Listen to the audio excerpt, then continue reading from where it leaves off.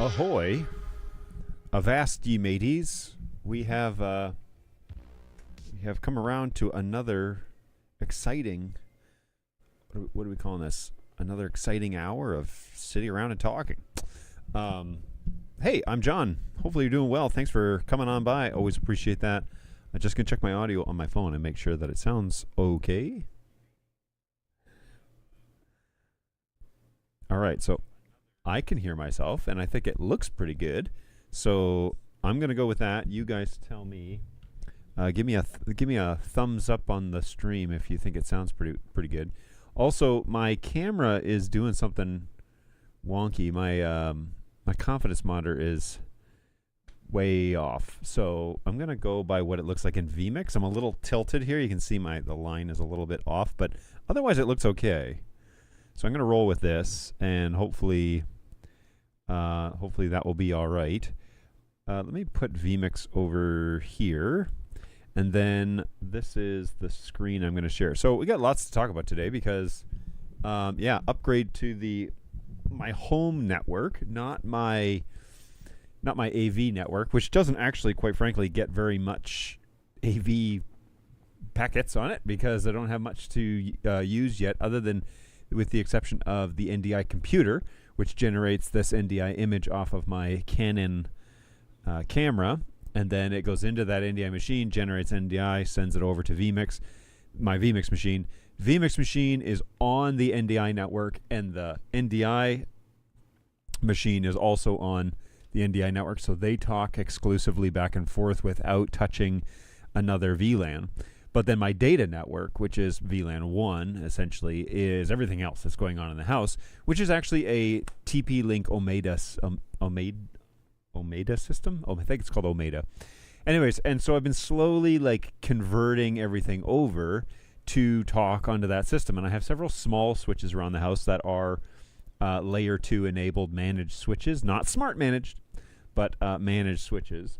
And so they show up in the general network overview of what I've got going on, which is very helpful because it's when you get to the place where you have layer 2 visibility and you have layer 3 control all in the same place, then it works really well. So I like that I'm slowly kind of moving over to that level of sophistication at this network, and it's going to be super helpful, which we'll talk about today, because as we're building out the new office and recording studio, we're going to be fiber linked over there, and you could just get a little fiber connection thing and slap it on there, and that's all well and good.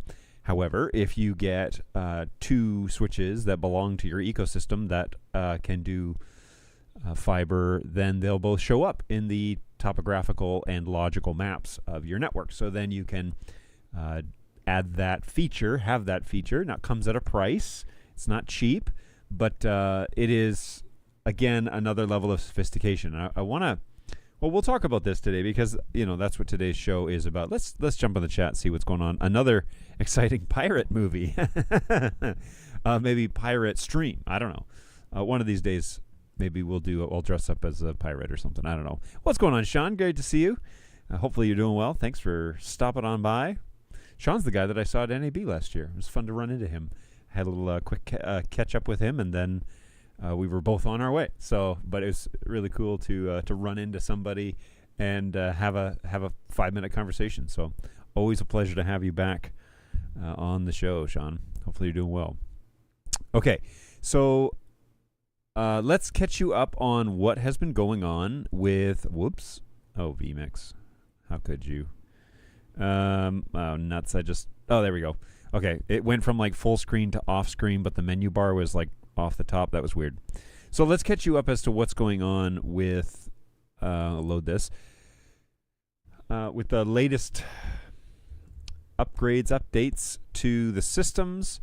A couple of things that I'll go over here with you. First and foremost is I've done a bit of an overhaul of what I'm calling my network closet, which is where the Starlink connection comes into. So my main Starlink router is in there, but also my Omeda router is in there, and the general core of the network here is housed in like basically what looks like a little like towel closet. You know, it's like a little side closet, but all the technology, there are actually ports and pretty crude cable run that go down through the wall there. And so that's where the main connections for this house all come in, and then it disperses from there. Uh-oh, my NDI feed just froze on the camera. Okay.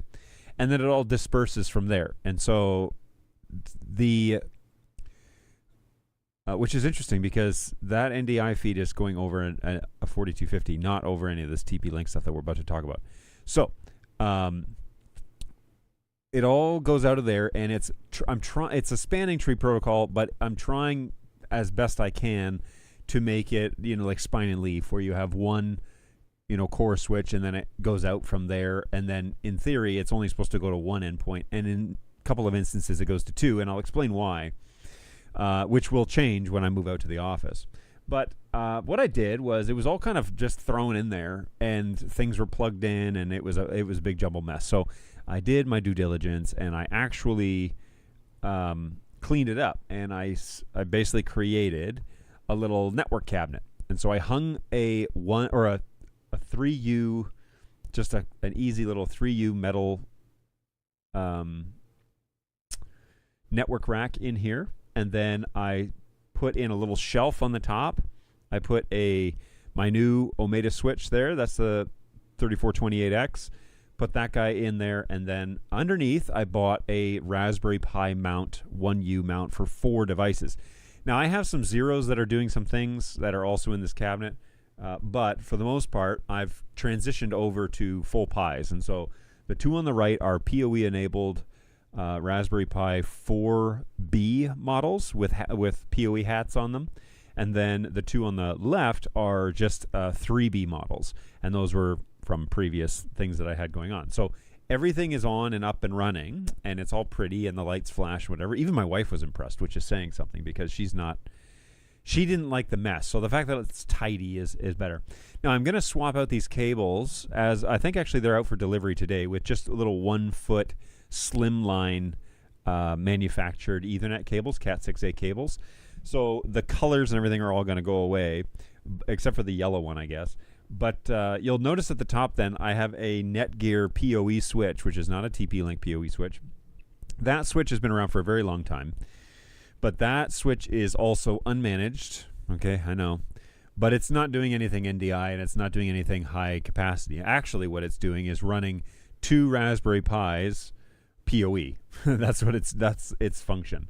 So we have one uplink from my TP-Link into that Netgear PoE, and then I'm running those 2 Raspberry Pis off of there, and the Raspberry Pis is home automation and a Minecraft server. So that's all pretty cool, which is up and running. I don't know if I spoke about this in previous shows, but I did get that Minecraft server up and running, and it's kind of fun the way that you can like monitor things. Now you'll notice as well at the very top of that picture there's a TrendNet, the Mocha converter. That guy is probably going to live on that shelf. I don't know yet, but I am going to clean up that shelf and probably hard mount those items up there so that the cables are gone. And the last piece, which is arriving today, is a battery backup. Yesterday, I was in this office and I was working away, and they blipped the power out by the road for just a couple of seconds. And my battery backups kicked on, and my computer stayed running, and everything was fine, except the internet restarted. Starlink takes 3 minutes to reboot. Then the router takes 3 or 4 minutes, sometimes 5 to reboot, and that new Omega switch takes 3 minutes to reboot. So combined, I was out for quite a while, actually, meaning almost 10 minutes, which doesn't sound like a big annoyance, but man, it would be nice if that didn't cut out when the power blipped like that, and in tornado country here in Tennessee, that happens. So I've purchased a pretty simplified CyberPower upright battery backup, which will take the place of all the power in here, has enough outlets for it, and it's 900 VA, so that will run this system for over 2 hours on battery without the heating element in the Starlink satellite. So I've considered those things, considered all things, and asked it to basically did some research, asked how much power do I need? They said, look, if you want to last more than an hour, if you want more like 2 to 4 hours, go with something that's greater than 800 VA. So that's what I'm up to. This one is 950 or something like that.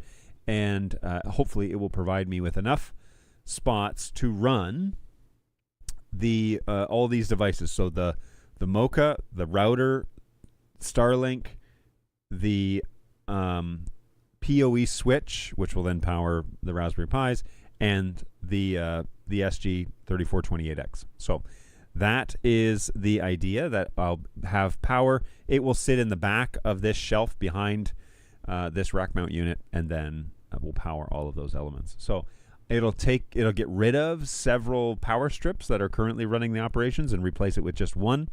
And then I can clean it up even more, which my wife will probably be thrilled about. So nice and tidy.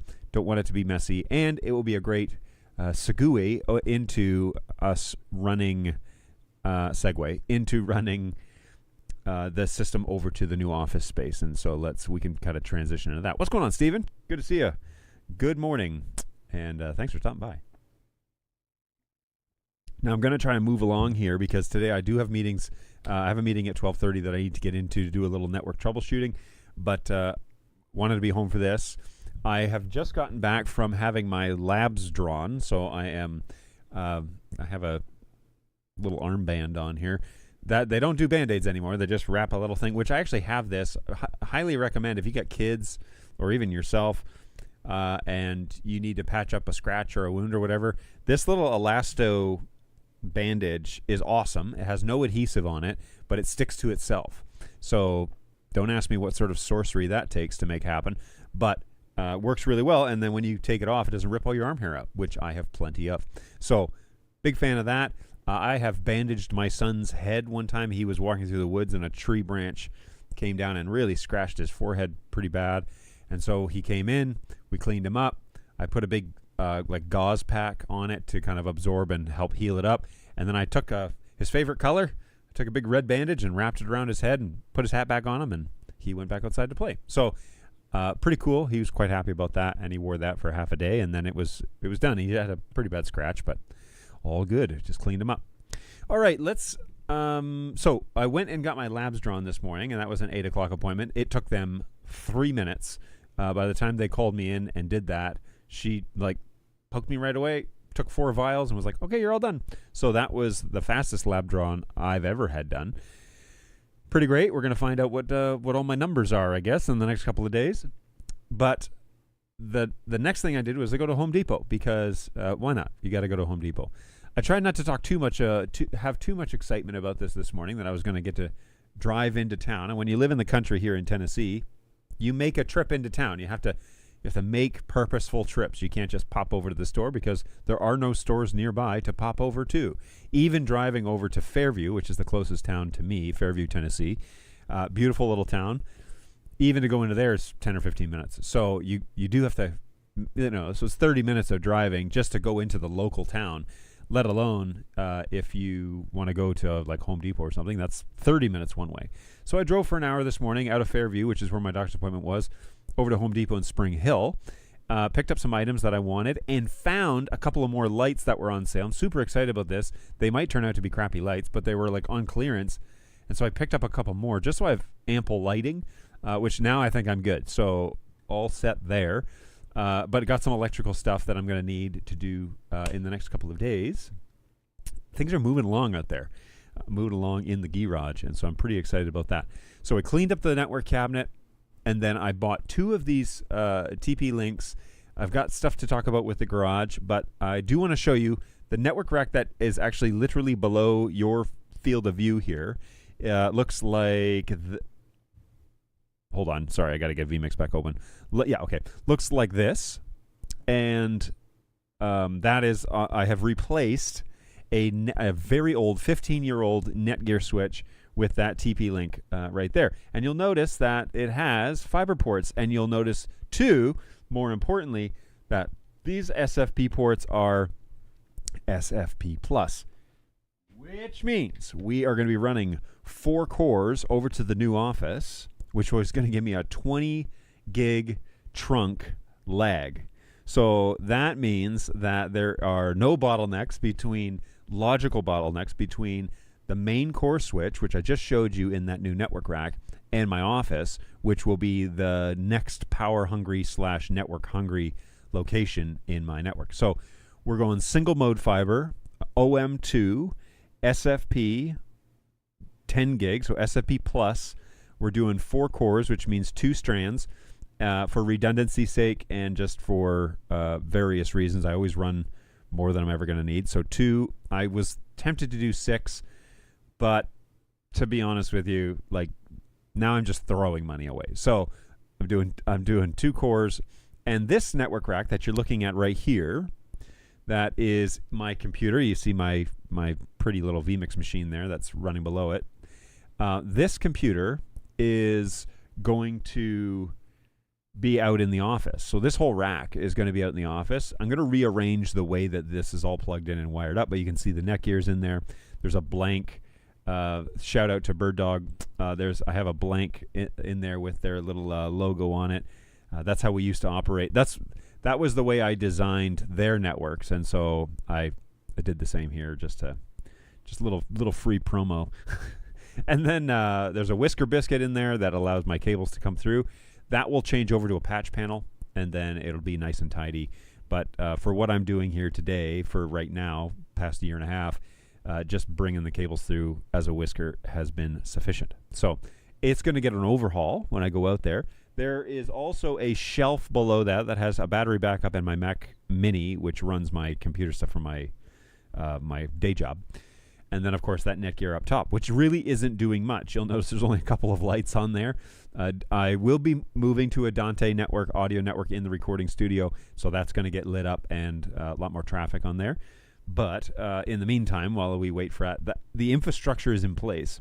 I did replace a very old, like I said, a Netgear switch that has been ancient for a long time. I guess I could make that a little bigger so that you're not squinting.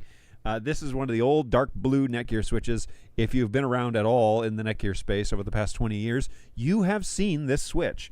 This is the legendary Netgear GS724T version 3. This came out of a university that I used to work for, and they were throwing them away. This is primarily because it's a 1 gig switch, there's no power, and it's SFP only. So it's a 1 gig uplink and it only has 2. So we were upgrading to kind of the next level of the GS switches, which were the business enterprise class. And I asked them, hey, what are you doing with this guy? And they say, we're recycling it. And I said, can I take it home and use it in my network? And they said, absolutely. So I took it home, threw it in my network, and it has run ever since. It is a managed switch, although it is a smart switch. This guy, it has been on for 15 years.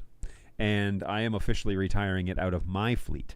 So shout out to Netgear for making amazing stuff, including their previous, just their business class, which is what that is, that old school switch. I don't have any use for a switch like that. I've purchased enough switching power, and quite frankly, I would buy a switch before I reinstall that one. Not for any reason that it's not functional or working. It's just, I have a different ecosystem now, and I'm using Netgear 4250s, and I'm using TP-Link Omega backbones for this stuff. So I'm good. It's a good little switch. I wouldn't run AV over it. It's fine for data, but I wouldn't necessarily recommend that you use it for your network stuff. So, oh my goodness, what is going on, everybody? You guys are talking away in the chat. What's going on, Angus? Always good to see you. I completely forgot to say hi. It's okay. Glad that you're here. Thanks for hanging out. Hey, do you have bi-directional SFPs that use a single fiber strand for both directions? No. So the strands that I have are going to be RX and TX, 1 strand each, and then redundancy for now. Now, you can get the bi-directional ones, totally fine. But, oh, jeez. Almost got taken out by my own headphones. You know, when you're in the heat of explaining things, sometimes you just you forget. That would have been funny for you. So these guys right here are actually 10G Tech, which is a company that I actually quite like in terms of if I'm buying economical switching things, 10G Tech usually make pretty good stuff. These are SFPs Plus. They are the LR versions, and these are just the straight up non-bidirectional ones. And so I'm using these primarily for my side projects that I'm doing, configuring networks here at the office and then shipping them out. So I've already got 10, and this is an additional 10 because these switching projects are, getting on with it. So it's pretty cool. But yes, bidirectionals are pretty cool, and obviously it would be helpful to send stuff to and fro, but it wouldn't be too hard to it wouldn't be too hard to swap that stuff out. Again, price and ridiculousness and all of that. I've had a lot of, you probably remember if you've been around on this show for a while that I've struggled with wired internet up here and everything, and that's where the Mocha system came into play, and it's been rock solid ever since. And so if I'm moving out into a space that I'm designing, obviously I'm going to run fiber. I could run Ethernet. I could run 10 gig Ethernet, but at this point, I'm going to run fiber. So good times. I've got several portable racks all based on bidirectional SFPs, both SDI and Ethernet. And GoWeb is here. Hey, what's going on? Good to see you, GoWeb. Hey, the background is too bright. Which my background? Interesting. Fair enough, maybe. I will play around with that and change that after the show. Thanks for your constructive criticism. No, I appreciate it. Good to see you, and hopefully Sanaya is doing well. Hey, yeah, I've had really good luck with 10G Tech as well. Yeah, I find it to be reasonably priced. It's not bottom of the barrel stuff, but I find it to be reasonably priced. But I also get good performance out of it. In the NDI world, I was using these, and I never had a module fail on me. So that's something. That's saying something, right? And they're, 10 gig models are not going to struggle. Now, I'm not planning on sending a bunch of, NDI signals around my TP-Link stuff. It's going to be housed all inside the recording studio. I really don't have any need. I say that now, but I don't have any need to send NDI back to the house once I move out to the office. So, it'll be internal. I won't need necessarily 20 gig backbone to go back to the core in the house, other than in the networking logical topology of the network, those two switches, when you attach them with fiber, they think they're basically sitting in the same headroom as each other. Like the distance, especially over single mode, the distance is negligible. And so it's beautiful because they think, oh, I'm just communicating with the switch next to me, hyper fast, everything changes really quick. Whereas if you run it over, let's say we run 200 feet of Ethernet, logically it knows that distance. It can tell that there's a distance and there's going to be a latency that comes with. Now, for generally, very little. No one's going to notice, okay? You sitting around sending files to an SF or to a to a network thing out there, no one's going to notice. But if you're going to do a new build, it's pretty much the same price at this point to run fiber and run Ethernet. Ethernet's very cheap, but fiber is so economical. I think I got the whole fiber cable, and I've got way more than I need for like $100. And then these guys, all 10 of them were $100. I need 4, for that install. So, yeah, we're in good shape. And, if I'm going to do it new and do it right the first time, I'm going to run fiber out to that office. So, GoWeb says, hey, for a small podcast or live streaming studio, would you recommend a Turtle Dante converter over to a traditional audio interface? Why and why not? My goodness. See, GoWeb, this is why I love having you around, because you always come up with great ways to scratch my brain. Well done. Good question. Excellent. Here is what I have found out in the construction of my own studio is everything is going IP. All modern, all modern recording studios, all modern, well, in your case, podcast studio or live streaming studio, everything is really going IP based. Now, there are some exceptions to this rule. Video has not pushed into the IP space entirely yet. There are some people, us included, who believe that NDI is the way of the future, who believe that video over IP is the way of the future, and it'll be great to watch NDI and these other protocols, Dante AVA, which has its major issues, by the way, not technical issues, but adoption issues. And also this new open source platform, one that Tom Sinclair talks about actually quite extensively on his channel over at Streaming Idiots or Broadcasting Solutions. What is it? Eastern Shore Broadcasting. So check out Tom Sinclair. He is the GOAT. But while we're talking about like modern studios coming online, even recording studios here in Nashville, or the Nashville area, I have done a lot of digging, and in the past 4 or 5 years, most of them are going IP based, meaning that if you're generating a studio, it would be far better for you to grab a 4250 and run Ethernet jacks everywhere you need them to be and light them up on a Dante VLAN, on an audio Dante profile, Dante VLAN, and that's the one. Thank you, Angus. OMT. Yes. That's in its infancy, so we don't know what it's going to do. But that open source media transport, is that what it's called?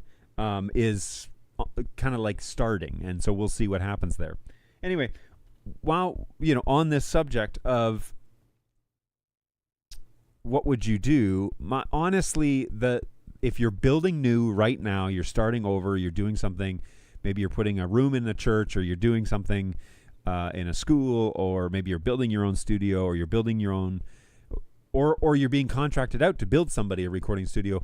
Everything has gone, especially audio-wise, has gone IP-based.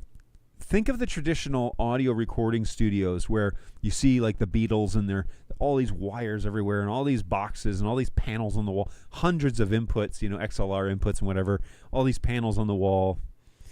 That creates major sound transmission issues. If you're trying to isolate the sound and create a recording studio, it really creates a problem for sound isolation in the long run, because anytime you have a penetration through the wall, an opening in the wall, you've got to figure out how to then sound isolate it, and the fewer the openings, the better, right? So people do surface mount, like something I'm going to be doing is doing surface mount electrical boxes. And I will have a small hole that goes through the drywall, but then that box will be mounted to a stud that's, inside the studio through the drywall. But then I don't have to necessarily do all of that putty pad crap that goes on with it. And I can just seal up the hole, reseal the hole with acoustical sealant and a pad on the back. And that's a funny phrase. An acoustical pad on the back of the wall, and then doing insulation, 3 layers of drywall, all of that stuff to kind of eliminate any sound transmission. But I am going straight IP. I'm going to put my money where my mouth is, and I'm going to go straight up IP, Dante in the recording room, putting one of probably a Turtle AV or something in there in a box that sits on the ground, and having those jacks right there where I can send phantom power or whatever. But then I just plug the primary Dante network into the wall port that will be the Dante network and light it up. And so that is going to be, I think, a really great advantage to like building this out, but also worrying about all of that conduit that you're going to need if you're going to run 12 channels, 16 channels, 32 channels of XLR into a recording space. Now maybe you're just doing a podcast studio and you're going to have 4 microphones. Okay, 4 XLR cables is not really the end of the world, but you're still having to deal with making sure that it's airtight. Anywhere air can pass, sound can pass. And so if you have any sort of opening, you have to seal it up. And that really becomes the issue. The bigger the hole, the harder it is to control that sound. So take that for what it's worth, I guess. Hey, this is a great question. I just put an SSL 18 audio interface in my Stream Rack, but I could definitely see the appeal of adding Dante capabilities. For what I'm doing, the SSL 18 ended up being an ideal solution. I quite like OMT. I use it to bring the teleprompter video from Central Control into vMix. In that application, it seems to slightly outperform NDI. That's local, mind you. No network cards involved. Yes. So the OMT protocol is kind of starting to catch on, and it will be very interesting to see who adapts it at NAB this year. Who's talking about it? Because OMT has a very high, man, I'm jumping all over the place today. OMT has a very high bandwidth requirement, but its performance, excuse me, I got the hiccups. Its performance seems to be on par with NDI. And again, the guy who's done the testing is Tom St. Clair. He's the guy that was like, oh, I'm surprised by this. vMix adopted OMT in some of its most recent updates. And so it can generate OMT streams as well. So I haven't done enough testing on it. I haven't even played with it very much. I have just watched Tom use it. But if you're wanting an open source media transport method, OMT is an option as long as you have the bandwidth to handle it. You probably should get a fiber card inside your computer that could handle something like that, and then you don't have to worry about it. A 10 gig, SFP plus that goes into your appropriately your SFP appropriate switch. How beginner friendly is the routing process of Dante controller for someone setting up a small studio? Very user friendly, and I'm happy to actually show this on a future show. I can do this next week if you want. Extremely friendly. Dante controller is just a matrix, is all it is, and there's lots of people out there that will show you. Download the controller for free. The thing you have to remember about Dante is that you need to have a leader and you need to have a DSP, a digital signal processor. Okay, so something has to behave as a DSP. Now, the Minola or the Phoenix products from Turtle AV can act as your DSP, but you do also need to have a Dante device that acts as your clock leader. And typically that was going to be your DSP. It's going to be the core item on your network. But if you have a X32 with a Dante card, or if you have a Minola Turtle AV product, those items can act as DSPs, which is the brain of the network. The controller itself, the Dante controller, is not the DSP. The Dante controller is just the thing that tells that multicast source to subscribe to that multicast source. That's all it is. If you open up controller on one computer on the network and then close it and open it on another, it will see those connections and list them. So it's real-time update. Multiple controllers can be on the same network. I recommend only using one at a time, but it's a convenient way to route data. And then all you do, you have to get used to reading the matrix, the grid, but what you do is your receivers are, I think, vertical and your transmitters are horizontal, or it might be reversed. I can find that out. But either way, oh yeah, sorry. I was like, why is this in the shot? Either way, it's pretty simple. You say, I want to transmit this signal to this receiver, and you check the box that's at the apex of those two things crossing. That's it. It's so easy. Dante really hit it on the head, especially GoWeb. Like, you have a technology background, so it's going to take you maybe 5 minutes to figure it out. You just select this Dante transmission. I want it to go to this receiver. That's all it is. It'll also give you latency stats. It will also give you a single place to update your Dante devices inside of controller. It's a very intuitive piece of software. We can do a tour of it in the coming weeks if you'd like. It's very simple. vMix more than just adopted OMT. Martin created it. Oh, that I didn't know that. Interesting. Wow. Okay. Doesn't the Netgear AV switch have a built-in PTP clock? It does, and that's yes, it has a PTP TC clock that's built in if you're using the Dante protocol or any multicast protocol. If I do sidebar, I do recommend for NDI and general use, like video AV use, I do recommend that you use the NDI5/Dante/AES yada yada yada yada yada profile inside of Netgear. But if you're building a Dante network, I suggest you use the actual Dante profile that's in there, because it's very specific to the multicast requirements and it works very well. And it's, it cuts out all the other, like, you might need this, you might need this.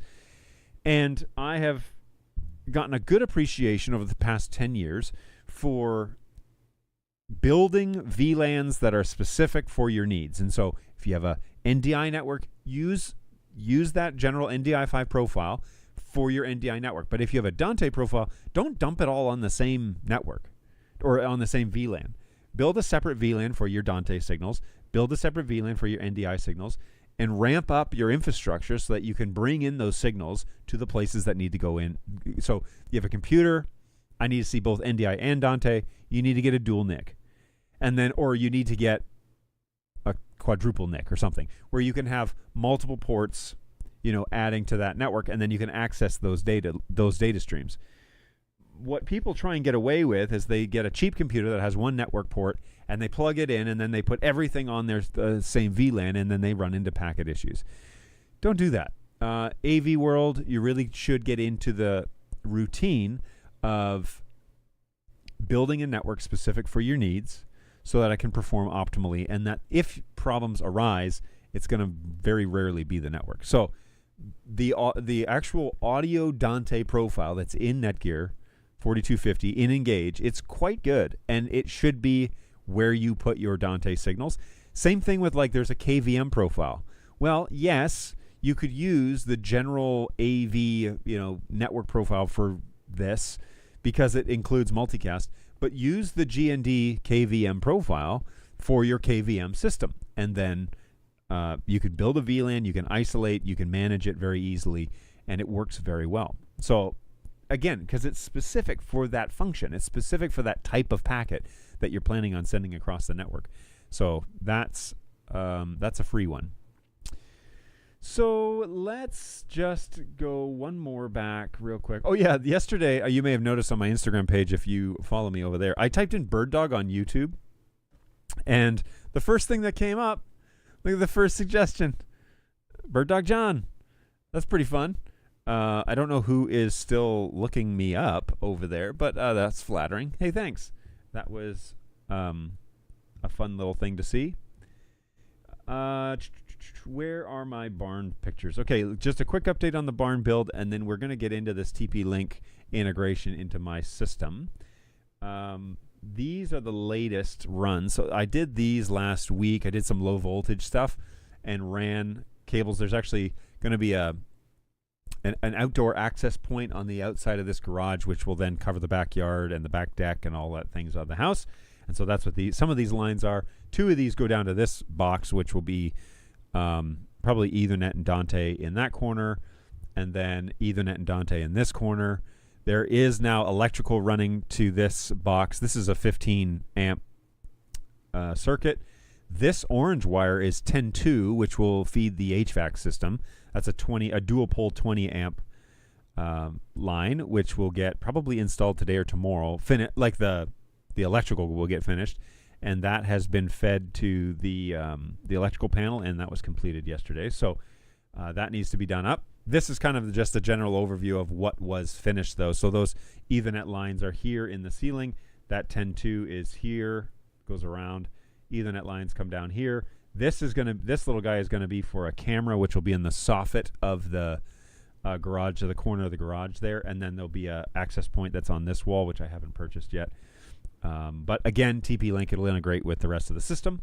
This orange tube is going to be for the fiber cable, which it has arrived. I do, however, need to go out through this wall and then trench into the house. So that will be a daunting task. That needs to happen pretty soon. But that drill bit, I need an 1.5 or 1.25 drill bit to go in through the concrete, and that's arriving tomorrow. So baby steps, everybody, baby steps. Back a little further, here's that spider web of all that low voltage. This will actually break down into there's 10 Ethernet ports that need to go to this double. So I've got to do 6 and 6, which will be pretty tight. I'm going to have to strip them way back and have very little left over in the box, but it'll be okay. I've done it before. It's just a little annoying and, like I said, very tight to get in here. But this will be all Ethernet for the entire building. Any sort of outlet that needs Ethernet will run to here, and there'll be a couple of Dante ports in here, like I said, with those other ports that were on the far wall, just to have it. It's just to like have it available. So one Ethernet, one Dante. I don't have any reason to like put those ports there other than you might as well do it now before the drywall's up. So low voltage, one will be green, one will be blue. Ethernet is blue, Dante is green in my world. And then in this box, there'll be HDMI. There'll be more Dante and Ethernet here because this box is going to feed. Oh, and the fiber ports will be in here.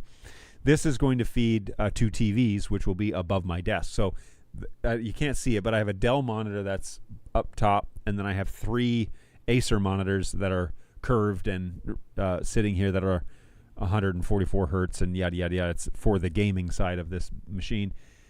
So these 3 monitors will stay, but the Dell monitor I'm going to delete, and I'm going to add 2 TVs up top. And those TVs, one's going to run visuals on what's happening inside the booth, NDI, and the other will run a secondary monitor for all sorts of things. And so they're going to have two monitors. The second monitor in particular will run a secondary shot off of my Mac. So when I'm running in DaVinci, I can have the final product up on the screen, and then I can have just all of I don't have to have a preview on my working screen either. So more on that as it develops, but that's why that looks so crazy as it is. And you've also noticed this yellow wire probably. That's a 20 amp circuit that powers all of this stuff. This will be where the rack is going to sit in front of this wall plate. And so everything will come off the back of the rack on patch panels and will plug right into the wall. And then this way I can seal this up a bit.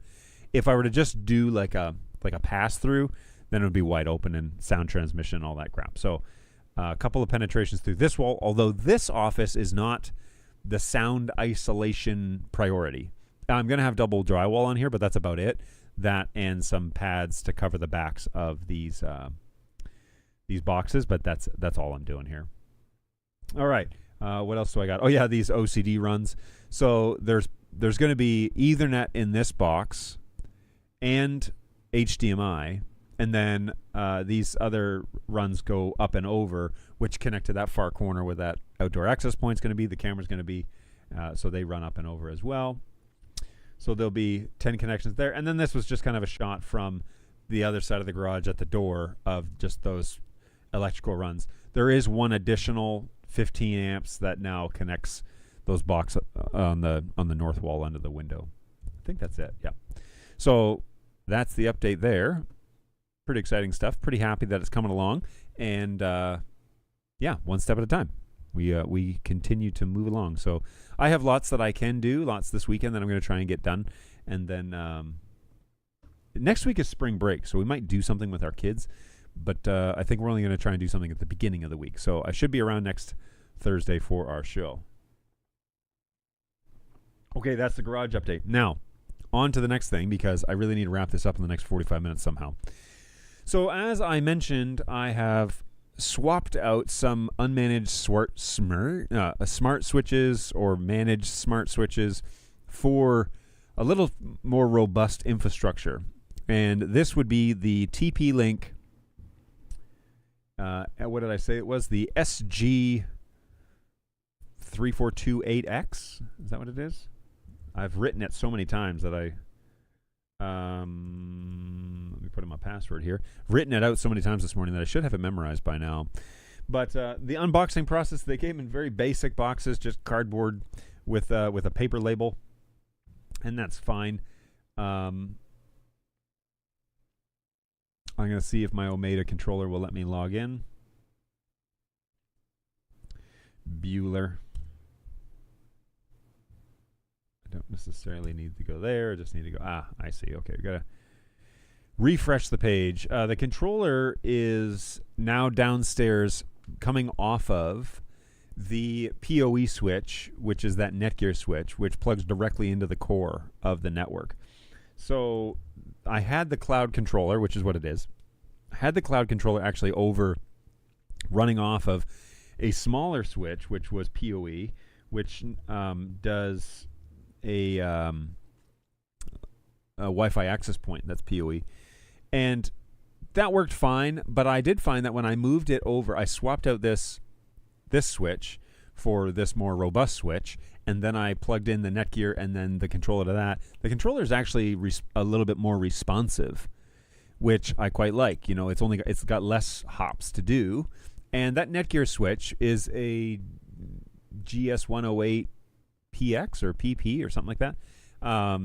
It's a fairly standard test switch that a lot of people use, but it is unmanaged, so we have to know that that's in the stream of, you know, our overall topology. But if I were to share with you then my topology here, the internet that comes into our router, which is an ER605, which then goes to that headroom closet core. So that's the SG3428X, which I believe is what I said. From there, we split off into the Mocha system, which brings that network up here to a switch that's over there on the other side of the room, which is this SG2008. And that is a PoE switch, which powers a access point, this guy right here, which is the EAP720, which is the enterprise version, which has been tops, by the way. It's $100 on Amazon here in the US, but it frequently goes on sale for $90. So really love it, and it works really well with this ecosystem. It all talks to this dashboard, which is really nice. And then that theater also patches then into this office fiber uplink. Now, when I move out to the office, this fiber uplink is going to then move into this row, the second row, because it's going to be connected via 20 gigs over fiber. So all of this infrastructure is going to switch off and be added to the second row, so it'll talk directly to the core and not through the theater. And this theater switch that's over here, this PoE, will then be the primary network upstairs. It will run my entertainment system, which is what I'm pointing to over there, and it will run the Wi-Fi access point that the kids access up here on their gaming systems. So this whole network infrastructure, all of this stuff that's here, will be gone, and there will be no need to run data over to this corner in the office. It will all be housed over there. Now, I don't know if I'm taking the printer out, so it's hardlined in, and I need to figure out where it's going to live, but that's a minor problem. I could probably get it on. It is currently on Pi server printer, so that I can print off of my Macs wirelessly, because just the way that Wi-Fi printing works. So it is registered to a server. So this thing just needs to literally be plugged into the network somewhere, and it will talk to the server. We send our print jobs to the Pi, and then the Pi connects to that and prints it for us. So it makes it available wirelessly to all of our devices, including our iPhones and our iPads and things like that. So we can print from our tablets, which is really what one of the features I love about having AirPrint enabled, is that you can, the Pi advertises for Mac through Bonjour, it advertises the printer itself, and then you can print it off. So here is kind of my network overview. So I have one of those PoE switches here in the theater, and you'll notice too I have another one downstairs in the living room. That was where the cloud was plugged into until yesterday, when this headroom closet got plugged in. And now you can see the controller is directly plugged into port 23 on the core. Another thing that I love about doing this, about having managed switches on my network, is it will tell me what device is plugged into which port. All right, so there's no more guessing as to, like, it went into this unmanaged or smart switch, and I have no idea what port it is. Now every switch in this chain, with the exception of the Netgear 4250, and that's a separate system, mind you, but now every TP-Link switch in this system will report back what port people are plugged into. So here, the living room is plugged in. The living room access point is plugged into the living room switch, and it reports that it's on port 4.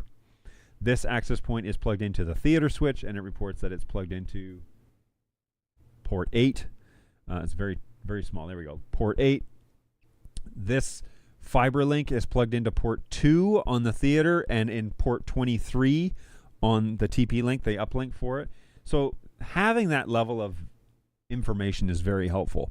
You can also see that the Netgear is plugged in to port 24 on the Office Fiber TP link, and I was able to go in and select this device and tell it that it was a Netgear 4250. You don't set the static IP address there for it. You set it on the device. So if you have non-TP-Link networking devices, you have to go into the client list and set the static IP address there, DHCP reservation, set the IP address for it there, and then it will stick around. But it did recognize that there was a device and put it on here, and so I was able to say, yes, that's the Netgear 4250, and now I know, I have visual reference that that's what's there. I don't have any other data, VLAN 1 database related things plugged into the 4250. It's all AV side only. So it's running NDI, right, the NDI profile right now, but we will have 4? Wait a minute. 1, 2, 3, 4.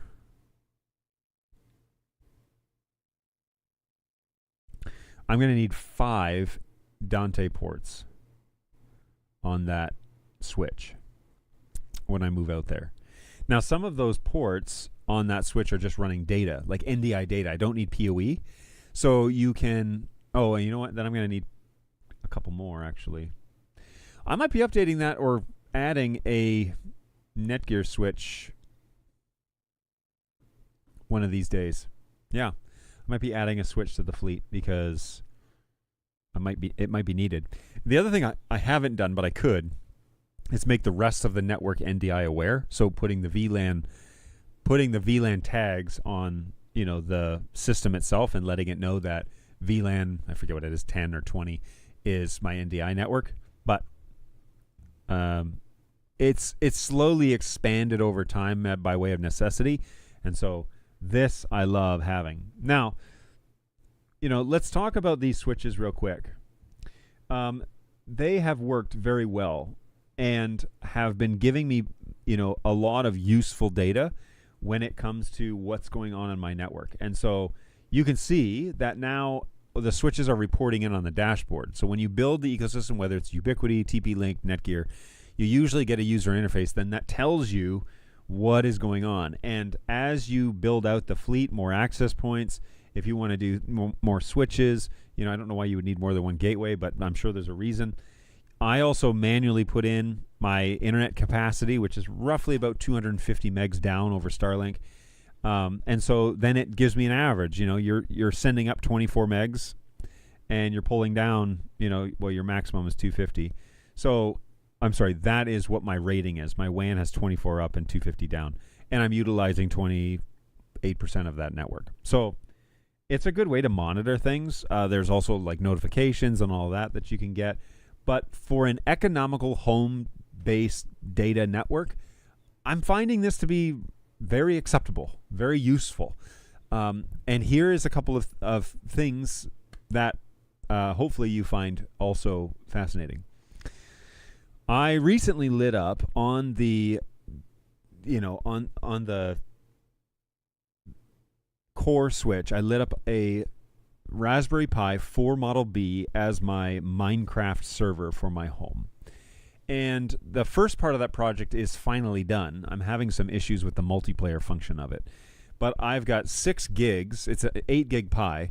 I've got 6 gigs dedicated just to running the server, just to running the Minecraft server. The problem I'm having is when somebody else joins, it kicks them out, but it might just be the way they're joining because they don't have Microsoft accounts yet, my kids. So I'm going to try that first before I report this as an issue. But I'm able to use it. And the cool thing about Minecraft, I don't know if you've ever played it, but basically it's a coding style game where everything is blocks and you can build machines or sequences, and basically it sets the fundamentals for coding. Do the if this then that type of thing. So it's also a bit of an adventure game, and it's something my kids and I like to play together. So I wanted to build a server. But when you play on Switch, or you play together, then when you're in the game runs. You can both, you know, sleep in the beds for the night, and it will pass the night, which is when all the bad guys come out, and then it will be daytime again when you both wake up. But you both have to have a bed, and you both have to sleep at the same time in order for that to work. What's really neat about having a server, though, see, when you stop the game and you save the game and you go and have dinner, the game stops. It pauses. On a server, the game continues to run even though you're not there, which means that it's operating in real time. It's continuing to play. Whereas, so things can develop, which means that if you have projects that require time, you have to, continually process, if you're growing crops, if you're, waiting for a field to turn into grass or whatever, if you want time to pass, having a server means that time continues even though you're not in the game. It also means that multiple people can play in the same world. You kind of build your own homes or whatever, but the time continues to go while they're over there, and time is going at the same rate when you're, playing in the game. Now, the sleeping thing still works, so if it becomes nighttime and you both sleep at the same time, it will become daytime. I think it's like 5 seconds, and then it's daytime, which is a nice way to play safely. But it's always an interesting, it's an interesting game. And so one of my favorite features is time continues to play along. Okay, well, what I noticed was when I then use my network infrastructure now and it's plugged into the core, that the latency for that server is hyper fast. Okay, we're connected via Mocha from the core over to the living room. Logically, the way that the system is laid out is that it sees it directly connected via Ethernet, essentially. It sees it directly connected from this core to the theater. But in actuality, it's plugged into a Mocha device, which is then broadcasting to my broadband, essentially, my fiber system, not fiber, my copper system, which traditionally would run your televisions. It's broadcasting on there, and then I'm bringing that in to a Mocha system up here, and I'm bringing that into a Mocha receiver downstairs in my network cabinet that's running kind of my TV in my living room. So it looks like these two are plugged into different ports, but you'll notice that they both, you'll notice that on here it reports it comes out of port 24, and here it comes out of port 24. So it thinks that both of these are plugged into the same port, which they are, because 24 then connects to the Mocha transmitter side, and then my receivers are spitting out Ethernet and coming over here. So I have noticed, however, with those Raspberry Pis that are plugged into the core switch, everything is just slightly faster. And here's another anecdotal thing that I noticed. I also have another Raspberry Pi 4B model with PoE hat that is plugged into, that's running my home automation. Now, I don't need 8 gigs for that. I need 2 gigs for that. Not even, but I need 2 gigs. That's kind of the threshold. So I put my home bridge, home automation, which is the bridge between my Apple devices and my smart things, which is also, oh no, I can't. Okay. Which is also, I'll explain that in a second. My connection between my, something just fell. Boy, strange things are afoot. Anyway, I have all of that kind of going on and plugging into the core. Well, the home automation now, when I talk through, we'll say my audio receiving devices, so I can turn lights on and off via voice commands, it's all a little faster. It's just slightly more responsive. It's a quicker response. I say turn on the window fan, it turns it on right away. Whereas before, it would take 1,000, 2, 1,000, 3, 1,000, done. Now, if I say it, it does it immediately. So I don't know. I don't know if it's something I've done, the network upgrades, but I find that all of those home automation things that are happening, that are all plugged into the core, essentially, are all happening just a heartbeat faster, which as a network guy, I'm very happy about, because I want things to be improved and move faster. And I'm actually extremely excited to see this. This is that headroom closet core. I'm excited to see this guy light up with the fiber ports, and then the fiber connections will be literally from the core to this office network switch, And then that goes to access points, and that goes to cameras, and that goes to my network infrastructure in my office. And so I think it will be lightning fast because, again, logically, from a network standpoint, it will look like they're right next to each other in the same space. So I'm pretty happy about that. By the way, today's non-sponsor is in a travel mug because of my blood draw and my trip to Home Depot. Today's coffee is actually Starbucks Mocha coffee. With the flip-flops of tariffs, the Tim Hortons coffee became very scarce, and so we had to switch over to drinking Starbucks for the time being. But I think that with the recent denial of the tariffs, good or bad, I don't care how you feel about that, I'm going to now see if the stockpiles of Tim Hortons tin coffee is being restored in the United States. With any luck, it won't be $50. Okay, it's still $50 a tin, which is outrageous.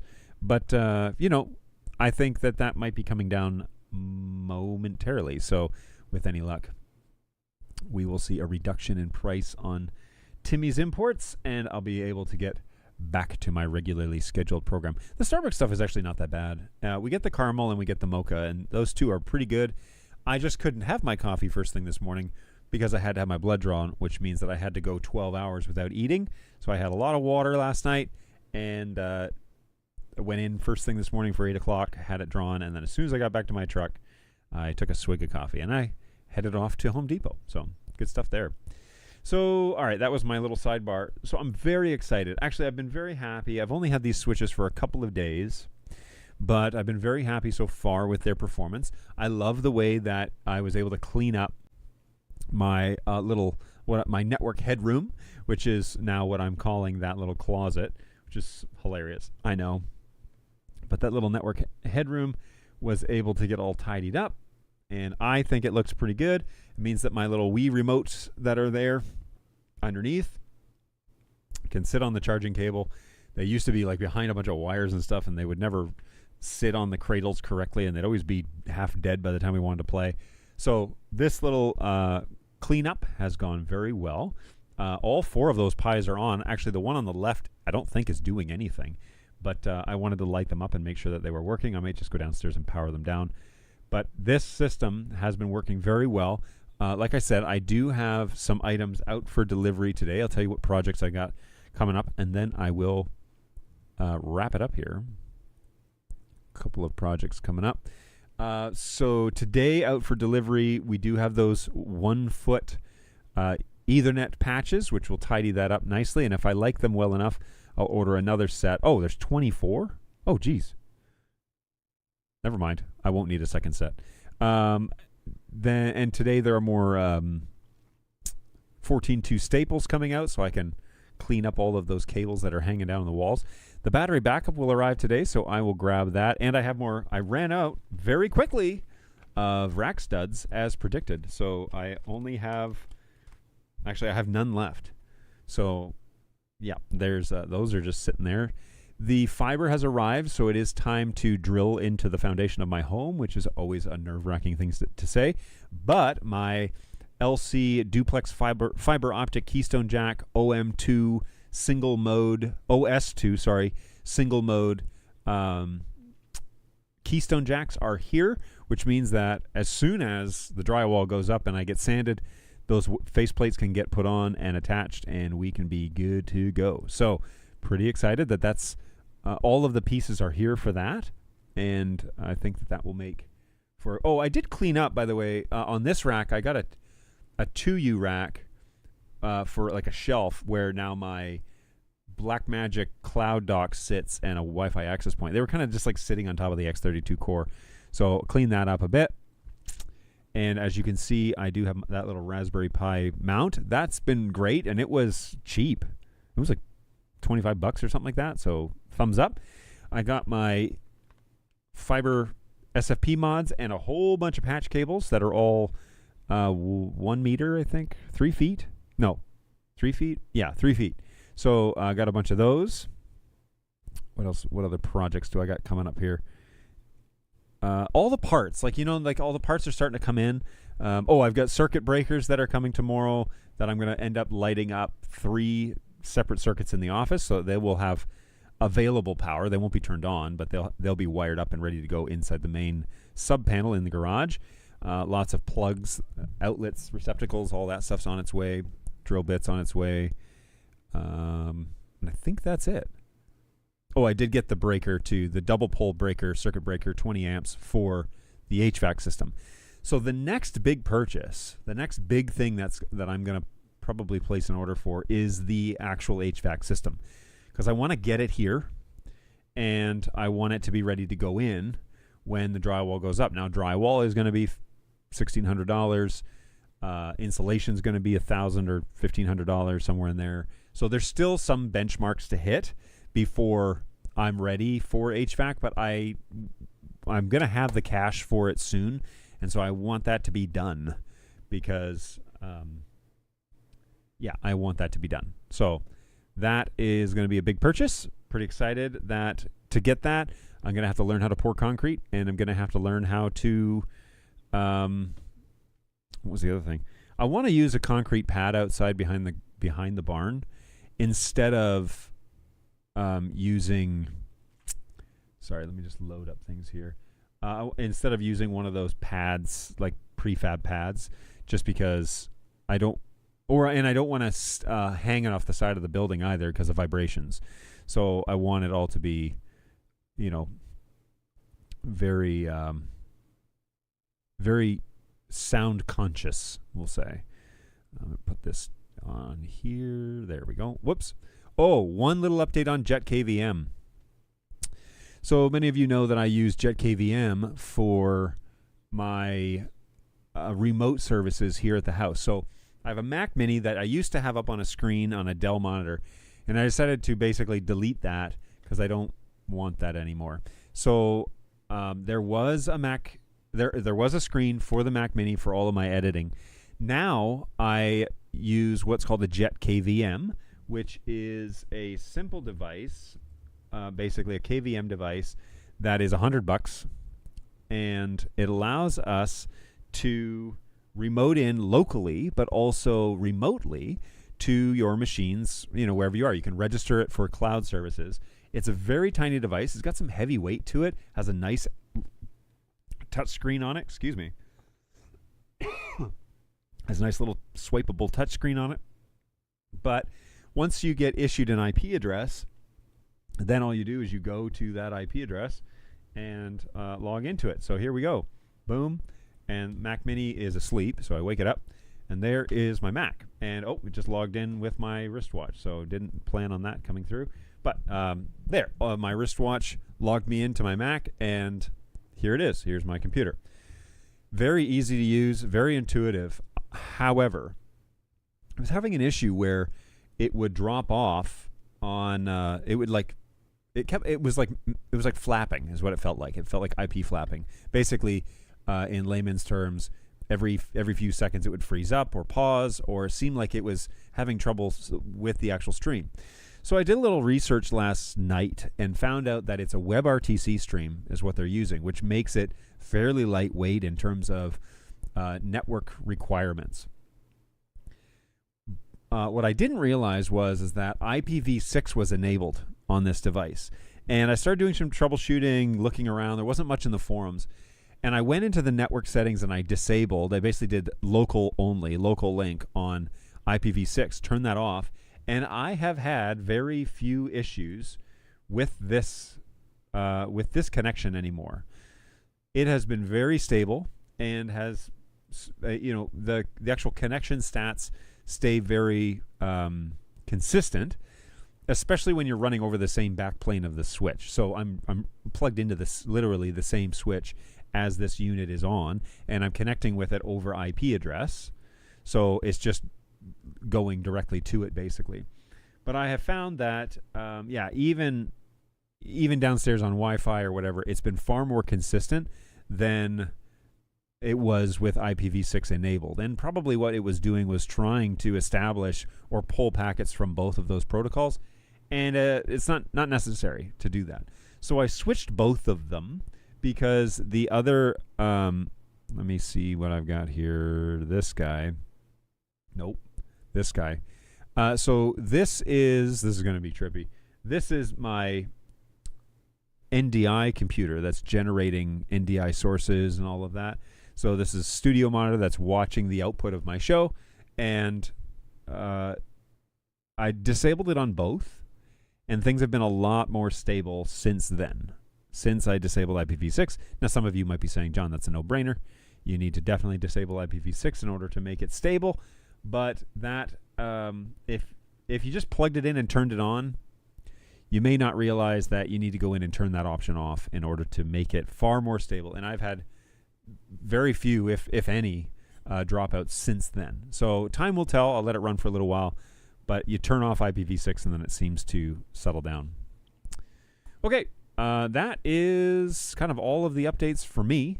If you guys have anything that you would like to talk through real quick, great question, obviously, earlier, GoWeb. I have found that in my research, to answer your question again, I found in my research that most studios are going IP-based because you can get far higher quality audio recordings, and you can kind of set your own bandwidth and expectations and limits. And then you can expand. You can buy different units. You can, get inputs, outputs, whatever you need. And so that's kind of what I'm going for too. We are going to run Dante like intercoms in that studio space. So yeah, more on that later. But pretty excited about the way that it's coming around. Okay, I suspect I'm seeing some delivery trucks drive by my house, so I'm hoping that is a sign of things to come in the mail. Still arriving today. Who is dropping this off? I think it's Amazon that's doing this one. Yeah, Amazon's dropping this one. It is out for delivery, but probably won't be until 3 or 4 o'clock this afternoon. So more on that next week, everybody, as we move on forward. And yeah, I should be home next week, and we'll do another show. Hey, GoWeb, let's plan on me. If you miss it, it's okay, but I will plan on talking about Dante Controller next week, and then you can watch it post if you're not able to join us live. But otherwise, thanks, everybody. Thanks for coming along for the ride, and appreciate you, contributing. It's been a good one. I've got a meeting in about an hour, so I'm going to go and find something to eat because I haven't eaten anything today, but delicious coffee, and I might get more coffee as well. But probably need to eat something now because I had blood drawn this morning, so, we need to generate some more blood cells.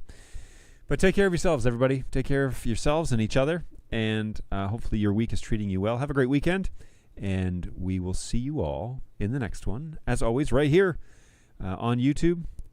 Take care of yourselves, and looking forward to the next one. And, hey, thanks a lot. You have a good one, Nat Hab. We'll check in with you later. Bye, everybody. See you later.